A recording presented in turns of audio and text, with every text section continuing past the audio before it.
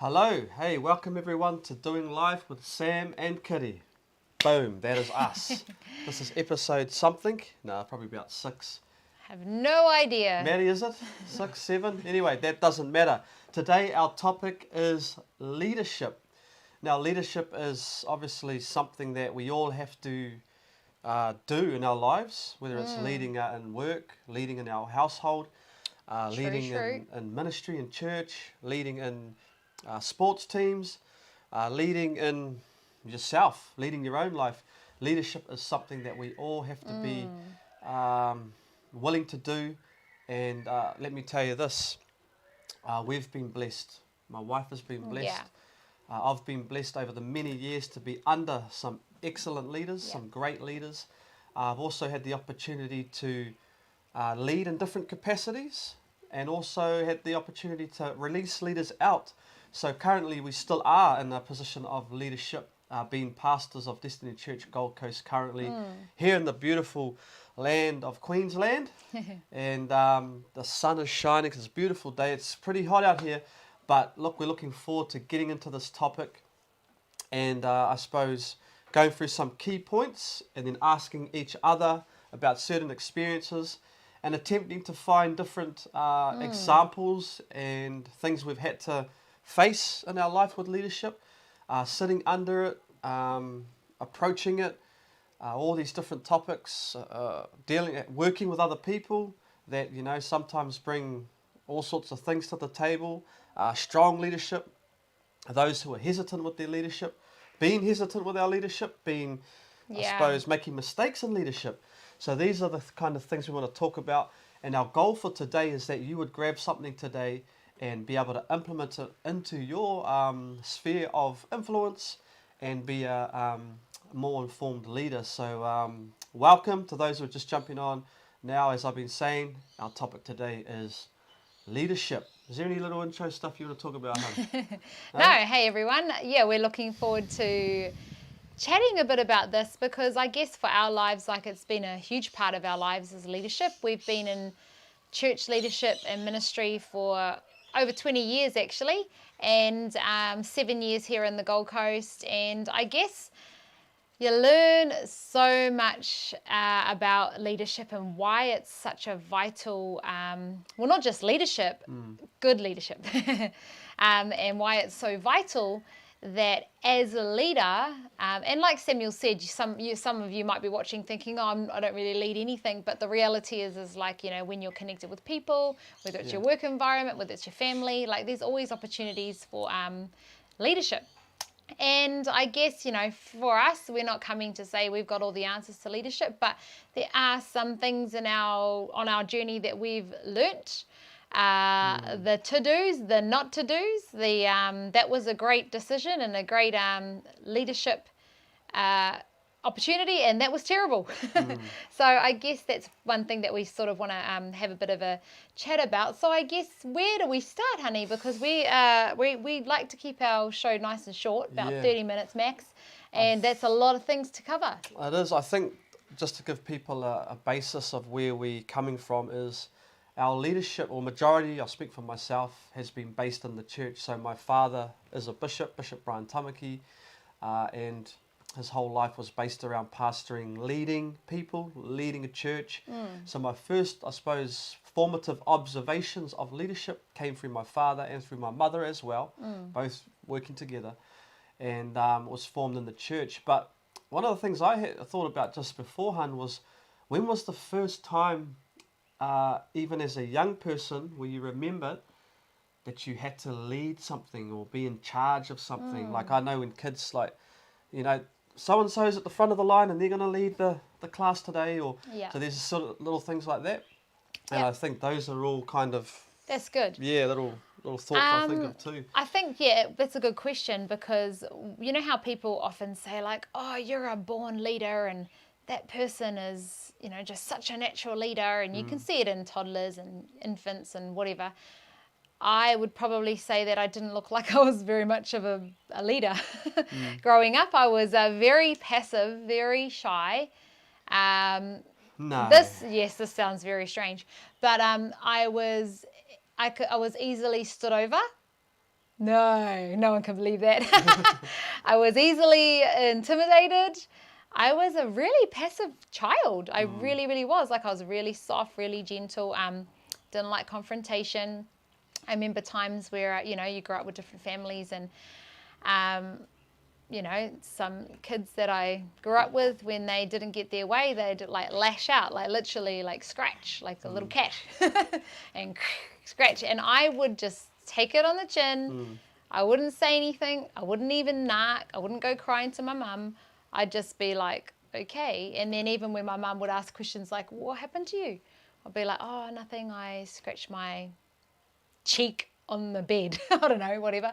So I think, I just think when you think about leadership, don't always think that it's just a natural instinct and you're born with it, because I don't necessarily know. I do believe within me there was already leadership in there, or what, my characteristics that were to mature and come out of me. But as a child, it wouldn't have been easily identifiable. Okay. So I think it wasn't probably until I got a bit older and maybe more opportunities within the church to lead that I started to sort of take on that role. Okay, going back to for myself, the early stages of leadership for me would have been back in school. I remember I was in a similar boat to my wife, pretty shy. I'd say I was a hesitant leader, so I was like, oh. And that comes down to self-confidence and knowing who you are and that sort of thing. So those were lacking at that stage, being a young man. But I probably remember, it's probably through basketball that I kind of started to lead a bit more. But at the same time, I had to go from that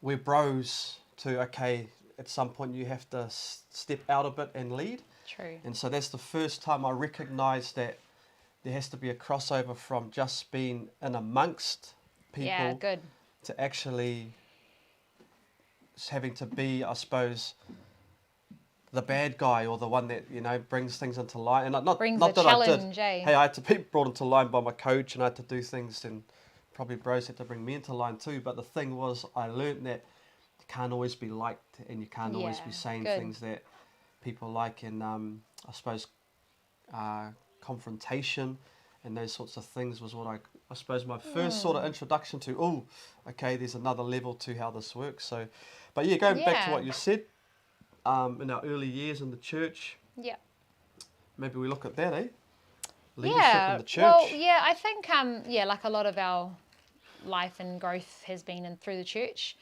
ministry and leadership. I think what's interesting is it's not necessarily something you get taught. Well, we didn't. Like, it would have been great to go to leadership courses and leadership school maybe. But I guess we learnt by action. We learnt by observation. Environment. Yeah, we learnt by situations that we were in that we had no choice but to step up and lead. So I think, everybody's different. But in saying that, I know that organically, learning leadership organically is not always the best way, because then you can kind of just be stuck in like, that's just how we do things. But it may not necessarily be a good leadership trait, or may not necessarily get the best outcome. So, but I guess when it comes to leadership, it was a very organic observation. Watch and learn. Watch me do it, then you do it, and then make mistakes, figure it out. So it was very hands-on leadership approach for us, as opposed to let's sit down and we're going to go through the top 3 steps of leadership.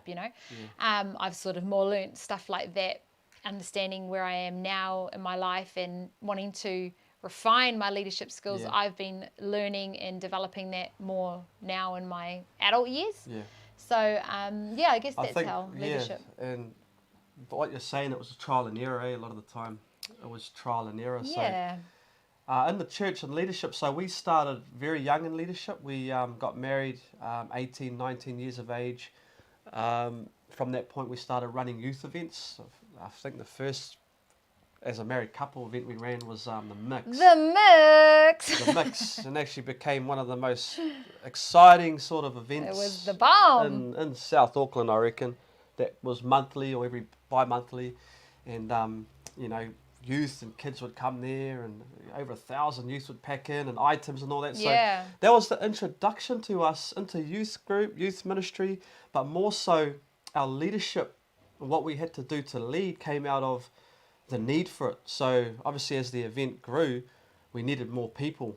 So, so only so many things you can do, like organising the event and items and hanging the lights and fundraising and at those times we had T-shirts, and so there's quite a lot of things happening in between. So we put together a team, and I feel sorry for that team because they became guinea pigs to God training us up in our leadership. And I'm pretty sure if you'd asked them if they were good leaders, they'll say, "Oh, hell no!" But thank God that they were building bricks in our purpose. But that's sometimes. Sorry, guys. Yeah, sorry guys. But sometimes that's what happens is you're spurred into or you're pushed into a purpose that requires leadership of you, and it's the old sink or swim. You're chucked into the pool, and you're either going to sink or you're going to swim. So you've got to do whatever you can to get the job done, but at the same time without crushing people, speaking nasty to people, demanding of people, more so bringing them in to work together for the greater purpose that you see ahead. So we learnt through those years, and then obviously sitting under leadership, such powerful and frontline leadership, obviously Bishop, but there was many other leaders in between. So we had Elder Kane, who was a youth leader at the time, and then we had other key men in my life anyway that I looked to as an example, who were they spoke well, they were sharp, they knew how to communicate a vision from, I suppose, a few key points to a group of, say, 20 people and get them clapping and excited about it. And so you're observing this, you're watching, and you're studying how to impart vision. Okay, it's not just about having the right words. It's actually about having the conviction when you speak it. True. It's not just about being, how can I put it, charismatic. It's also having a plan of action so that it can be done. So there's all these different things. And it's not until now when you look back and you regret some of the ways you did lead, but you're also thankful that along the journey you sat under leaders who were willing to correct you in love, willing to guide you along the way.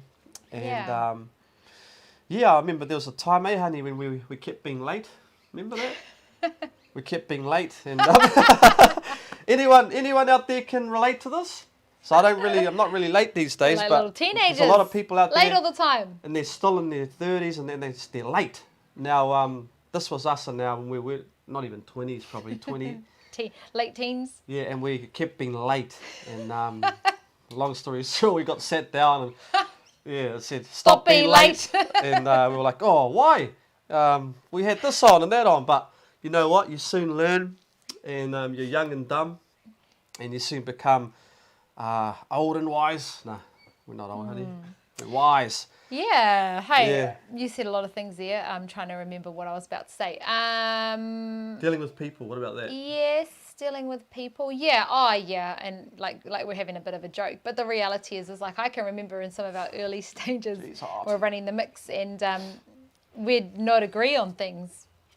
And oh, that's right. Yeah. We'd be having this full on. We've got a team of like 5 people, and then me and Sam.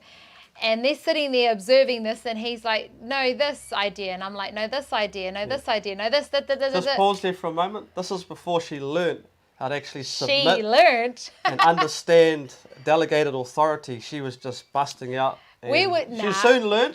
Truthfully, we were still figuring ourselves out. We got married when we were like 18 and 19. So we were trying to learn how to be compatible, but anyway, so sorry guys, that's right. I forgot love about you that. nah. So here we are, we're sitting anyway, in our we want to talk about this. We're sitting in our office, right, and everyone's having a discussion. No, so we're planning an event, right, everyone's and we're coming up with ideas, and we and then we all of a sudden get stuck on this one idea, and then all of a sudden it's just a tunnel of me and her and people watching us in the grandstand and sort of putting their heads down and like, tapping their pens like, oh. So that's what it became. But then I'm glad that happened. That was awesome. It was awesome. Anyway. It was good. Anyway, look, I think when it comes to leadership, I think for me is like, obviously it always involves people. So when you're a leader, you can have a big vision, you can have ideas, you can have a way in which you want things done, you can have an ideal of how you want people to do it. Yeah. And it doesn't always pan out like that. Yeah. I like what Jim Rohn says. He's always like, don't take that class. When you're trying to understand everything. Why don't those people do it this? Why don't they do it that way? Don't take that class. It's just going to frustrate you. Deeper So hole. we have a little bit of a joke between us sometimes when we're like, oh, this person or that person or this isn't happening or that area is not where it should be. Don't take that class. Because obviously we can't control what other people do.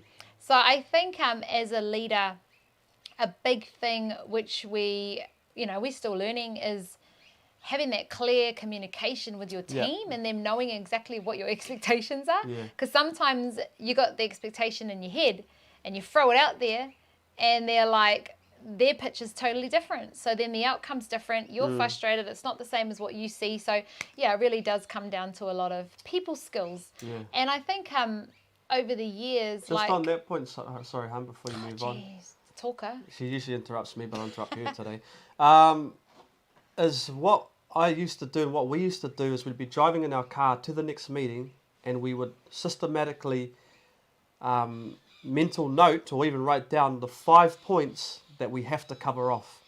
So we'd go to that meeting like, okay, we need to address this, we need to cover that off. And I think obviously now we kind of just know to, but back then I remember being like, oh, how are we going to say that? That's confrontation. It's scary to say that. They might get offended, and the truth be told, they can get offended. So I thought just to chuck that very leadership's not easy. I think one thing is that as a leader, you see the bigger picture, and your team often only see their department or their area. That's right. Or the little space that they oversee. So sometimes when you're casting a bigger vision or you're making decisions, your team can be frustrated with you. Like, why did they do that? Because this is how it impacts my area and this is how it impacts my area. So on a church level, for example, or a ministry level. Yeah. And that's where, even for us being in ministry under leadership, sometimes you'd question leadership. Like, why did we make that decision for?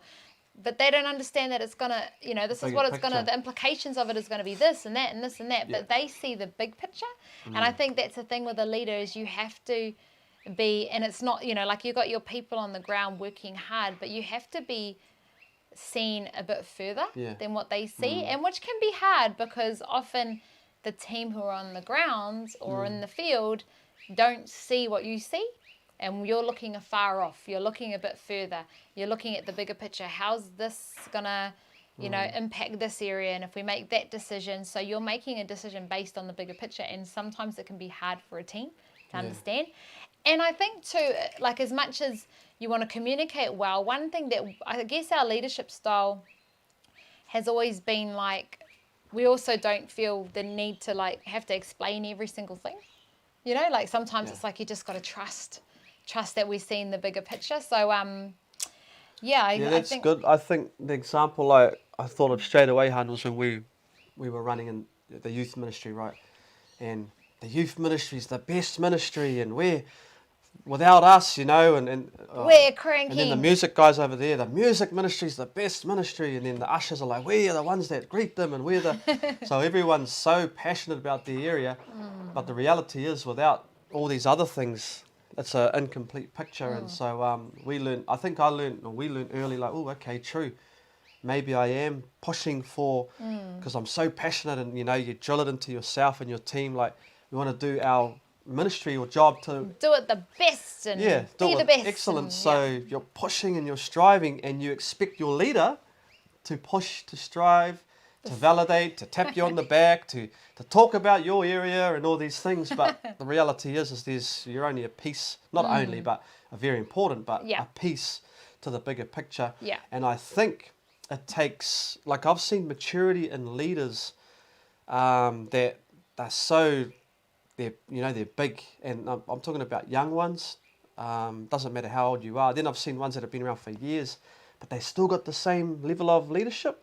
So they might be running a certain area or a certain group of people, but they're still so tunnel vision on their area that they couldn't give a stuff about anything else, True. but their area and how it's done. And you know, Bishop said we got to do this and we got to do that, to drop names like that. But they kind of get so stuck on that without thinking about Yeah. how the whole economy of the church Yeah. can function. Yes, that's good. Here's one: confronting others and Yeah. confronting team members. Well, you know what's funny is like you have to understand, like it's funny, just before this I did like a personality test. I was just curious again, and it was very accurate, extremely accurate. I would love to read it to you guys. No, don't have it on me. But I think understanding how people operate is important, and how to address a certain person. Like you can't just have like these 3 steps is how we confront every single person that we deal with. Everybody's different, and I think that's what we've learned is you have to be adaptable in leadership. You have to be able, not compromising, but just adapt in your leadership. You have to be able to speak a certain way to certain people because of their personality type. Like if they're very gently spoken, if they're very sensitive, you're not going to just come in and be like, what's going on? You know, what's been happening? Because they're going to probably cry and not going to get the point across. But then again, if they're firm, you're not going to come in and be like, oh, you know, we were just wanting to have a chat about. Like you have to be very firm and direct. Yeah. So it's really understanding who you're talking to and understanding personality types to be able to be on the same page as them and be adaptable. So it's not that we're perfect at it, but it is understanding that art. But one thing we always have said, and we've made, I think it was a decision actually. The reason why I think we're good at it is because we make the decision to be good at it. We've always said we can work with anybody. We've worked with some really like strong personality type people, and we still do to this day. And we've worked with some, a lot more kind of like cruisy, chill, and you've kind of got to be like, rein them in, give them a bit more direction and keep on top of them a bit more. But we always have the belief that like we can work with anybody. And I think as a leader, you have to have that mindset. You can't be, I can't work with people like that. Yeah. Oh, I can't manage those type of people. I can't deal with, because the reality is as a leader, you're working with people and all kinds of people. So you have to learn to be adaptable so that you can get the best outcome for whatever the vision or the goal or, the strategy is with everybody involved. And I think it's an art. That is an art, and the thing that you're talking about is winning people. So you've got to know how to win them. And there's certain things where me and my wife know, like, okay, your strength's that, so you talk to this group, or and you message them because they won't be offended, you know what I mean? So I'm always like, so my personality is quite strong and firm.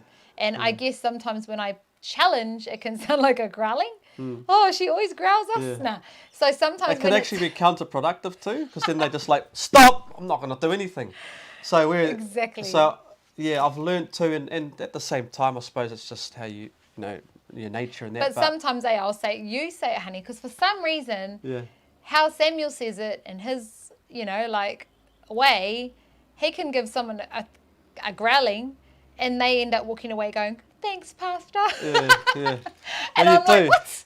you learn to, like, if areas aren't working, and you're like, okay, we need to move them on. Yeah. But how do you do that? Like, we've had to, I remember remember that, hun? When we got to take over. Oh, be careful, don't say too much. We had to take over this ministry, and that ministry. And our first job was, okay, we need all new leaders in those. Oh, okay. So we just arrived on the scene. But so we got the hospital pass. Nah. So here. Give it to them. Here, that's their assignment. But the good thing about it was, you're learning, and of course there's different ways you would have, we would have done it or whatever. But I suppose you take for granted that the only way to learn and to move forward and to work with people again is to actually go through the steps. And do the hard things. And it's not nice, some people can cry, some people can be angry, some people can be feel like you've betrayed them and you're not their friend anymore. But it's got nothing to do with friendship. It's just that for the betterment of the ministry or the area you're involved in, we need to move so-and-so in, or we need to move you on, or and so it can be hard. And you got to have those hard conversations. That's just part of it, as a leader. But I do believe that you can, if you take a bit more time and a bit more strategy in how you approach the situation, you to can win do them. it wiser. Yeah, like Yeah. you said, you can win them. And one A thing, gentle response or a gentle message it can turn away, you know, a quarrel or anger, anger, whereas like a sharp little sort of, you should have done this or don't do that, true. can cause an uproar. Yeah, exactly. And I think Yeah. that's where wisdom comes into the scene in terms of your approach and how you deal with all different types of situations. Okay, I feel like are we giving you guys like Oh, we're giving them gold, man, gems. yeah. Another thing I was thinking about is like as a leader, we duplicate who we are. Yeah. So we produce who we are. So check yourself. We got to check ourselves because if you everything that you are and what you reproduce in your teams and your church ministry and your work colleagues, whatever it is, if you're a business owner, they're just going to reproduce you, not because you've taught them, because of observation. They're going to see how you treat people, they're going to see how you respond to situations, they're going to see your reaction to I guess conflict and all that kind of stuff. So it's important that you understand that as a leader you reproduce who you are. Yeah. So if you're sort of sitting around looking at your team going, these guys are whatever, so maybe I should go check myself and check in the mirror and see what I'm reproducing, because I think good and bad, you reproduce who you are and they will follow what you do more than what you say. And like Sam said, like you gotta win people. And I remember being in a situation with some people in a leadership position, and I could hear there was a bit of conflict. And I realized, I said to them, you have to make the decision to win the battle and lose a friend, or like let's not make this about like you got to win the situation, you got to win each other more than win your point. And I think that's what happens sometimes, is that even as a leader you could potentially be like fighting so much for your point to be heard, but they don't understand that you actually end up losing your team, or you lose your leadership And that's just team. sometimes being stubborn, and thinking it has to be done like this, and I've got to flex my leadership muscle and those sorts of things. But I always keep at the forefront of my mind the cause. Why am I doing this? Yeah. So in a church sense, obviously we want to see people saved, we want to see them live their best life, like, have an abundant life where they've gone from worry, turmoil and confusion to joy, peace and the love of Christ in their life. So very simple in its nature, but if that cause is at the forefront of your thinking, then everything else trickles down. True. So into the meeting, you're always thinking further than what you're trying to achieve in that meeting. You're actually thinking, okay, the reason why we're doing this is to get to there, but there's many steps to get there. And if that's at the forefront, you'll always get it right. So you always have to plumb line to the greater purpose, the greater cause. Yeah. If it's about yourself having to be right, this person doing what I tell them to do, or me feeling like, too scared to speak truth, so I won't. So, when the self stuff comes in, whether it's, to do with, or anything actually, when it's self-motivated, or it's self-centered, then now the leadership has gone from the cause and others to actually now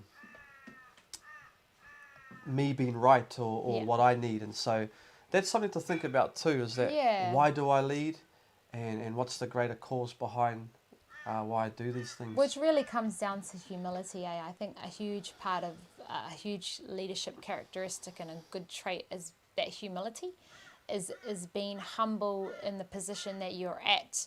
And like Sam said, is the decisions you're making is for the bigger picture. It's not self-centered. And I think too, when I think about that as well, I think about leadership and other things that people can trip up on sometimes is like insecurity as a leader. Yeah. And when people start to rise up in their leadership and they start to excel and they start to shine under your leadership, are you a secure leader? And are you saying like shine, go, because I think for us, like when I see people succeed and shine in our teams, wherever that is, whether that's in our church ministry, whether it's in my business, like to me, I'm excited about that, you know. I'm like, go shine. I'm definitely not like, don't You try outshine me. because that's your leadership. Like that's your fruit when other people are excelling Succeeding and doing well. succeeding. So, so I think it's really important in terms of security to, It's all right, babe. sorry, this microphone, in terms of security is to be a secure leader, be humble in terms of your approach to things, and just the way that you treat people and the way that you want to see them succeed, because as soon as you make it about you, Yeah. then everything starts to sort of go downward. And that's it, eh? Like the more people that can come from under your leadership, or you know, from within your sphere of influence as a leader, and go out and succeed, it has to say something about you. Yeah. But if they leave your group, they leave your ministry, or lead your Teams, whatever it is, and they go out with a bitter taste or a sour sort of taste or perception of you as a leader, then I'd look at some things because firstly they could be just bitter, jealous and all that. Like, but let's put that aside. If it's not that, then maybe there's some traits that we can adjust. And I think a big problem in leadership at the moment is that people are not willing to change. True. Or not willing to learn from mistakes, Yeah. or humble themselves and say, you know what, I did do that, Yeah. and it was wrong. Most people are like, oh, well, they just need to get over it and it's their own problem. Well, sometimes it's actually your problem or my problem. Yeah.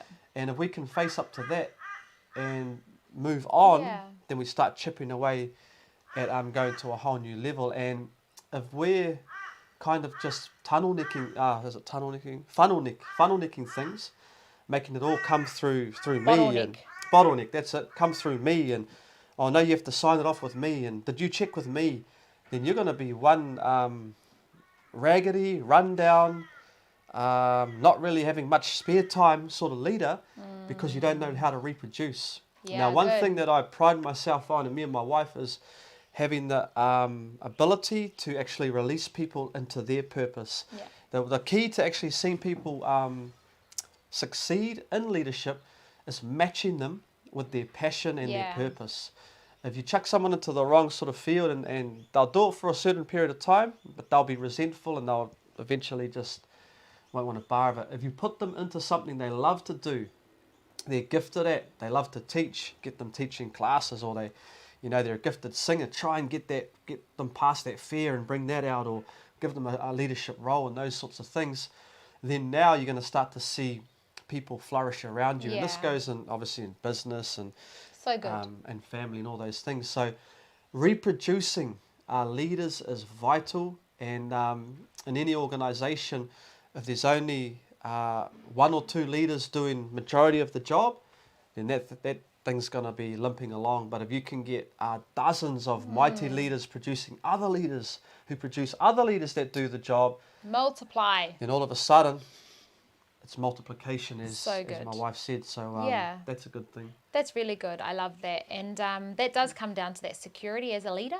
Is to actually release people. And I think, I don't think, when it comes to leadership, that bottlenecking, I don't think people mean to. I think people want to have things done a certain way, but you have to have that grace as a leader to allow people to make mistakes. You've got to allow them to give it a go. You've got to allow them to not get it right the first time, or the second, or the third even, because that's the only way they're going to learn and they're going to grow. But if, and I've learned that too, sometimes, like, because my nature and how I am is like, just give it here, I'll do it, I can do it quicker, faster, but then what I'm actually doing is showing them that I don't think they're competent if I take it off them all the time. So I think that's where, learning to release, let go, and allow people to grow in their area is actually and make a huge mistakes. part. And make mistakes and have grace for that, because you've got to all remember, I think every great leader has to remember where they came from. Yeah, exactly. Remember that they once too were a beginner leader, making mistakes, doing the wrong thing, but they had a leader who trusted them. And that's one thing that I struggle with, and I've always don't have a lot of patience for, I don't know if that's the right word, is when we treat people in a certain way as a leader. So we give them grace, we give them time, we're patient, and then we see them with their team not be patient That's and that not be parable though, gracious, eh? I'm like, oh, That's a parable oh, that Christ nah. speaks about, eh?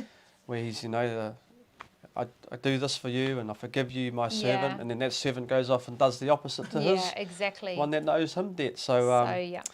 but yeah, that's definitely, and look, like my wife said, we were the ones that were given a chance. Yeah. Like, if people didn't see the best in us or didn't give us opportunities or allow us to lead in certain areas, we wouldn't be where we are here today because we discovered certain gifts and the ability to speak and do these things Yeah.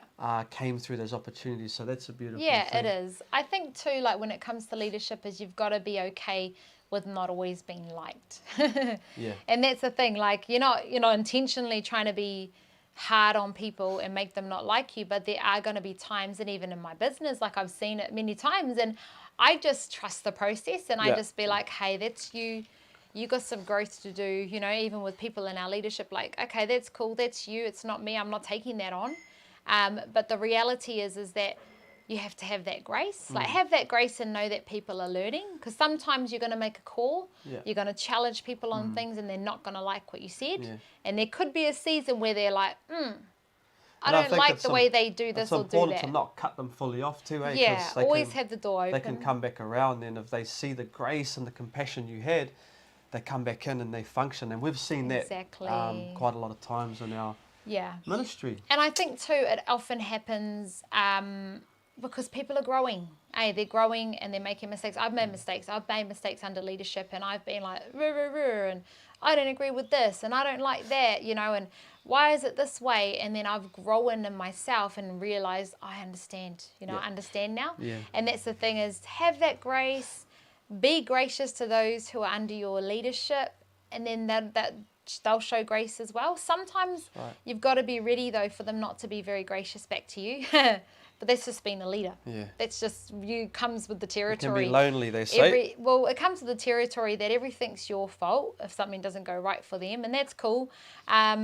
But you just have to, I think it's part of resilience that you build as a leader. I think resilience is huge, and it makes you bigger inside when you have that resilience. So I think for Start wrapping it up me, soon. and wrapping it up, my thing would say leadership starts with you. It doesn't start with your team. Don't look around at your team and be like, look at my leadership. It's like, no, what's going on in here?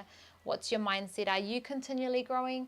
Are you looking at every situation and challenging yourself? And I think that's where, whenever there's been a hard situation we've had to deal with, which to be honest, we haven't had to deal with too many hard situations in our leadership. Thank goodness, but we have dealt with some. Yeah. And I remember we would always ask ourselves, is there something we could have done better? Yeah. We've never been like, oh, they this and they that, and it's all on them. Like, we've always been like, is there anything we could have done better?